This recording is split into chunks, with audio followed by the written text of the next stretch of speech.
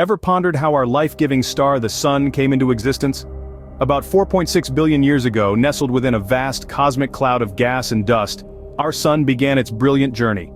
This cloud, known as a nebula, was the cradle from which our star was born. As gravity tugged at every particle, the nebula started to collapse inward, a process that lasted millions of years.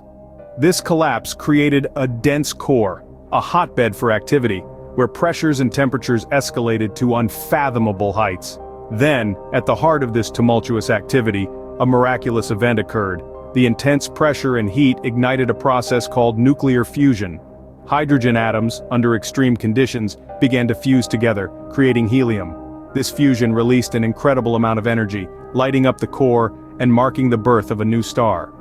And thus, our Sun, the heart of our solar system, took its first breath, illuminating the cosmos with its radiant energy. Now, you must be wondering, what makes up this colossal fireball?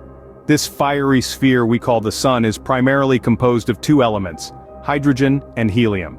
Imagine the Sun as a massive nuclear reactor, where hydrogen atoms constantly collide and fuse to form helium. This process, known as nuclear fusion, releases a tremendous amount of energy, creating the heat and light that we experience on Earth. But what about the Sun's current state? Well, our star is in its main sequence stage. That's a fancy way of saying it's middle-aged. It's been burning for about 4.5 billion years, and it's expected to continue for about another 5 billion. Yes, that's billion with a B. In this stage, the Sun is in a state of hydrostatic equilibrium. The forces of gravity pulling inward are perfectly balanced by the pressure of its hot gases pushing outward. So, our reliable Sun continues to burn brightly, fueling life on Earth with its ceaseless energy. But all good things must come to an end, right? So when does the curtain fall for our glowing star? Just like us, stars too have a life cycle. They're born, they live, and eventually, they die. And our Sun is not an exception to this universal rule. About 5 billion years from now, our Sun will face its inevitable end.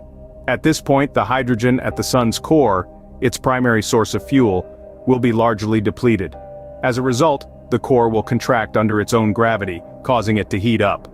This heat will push the outer layers of the Sun to expand, transforming it into what we call a red giant.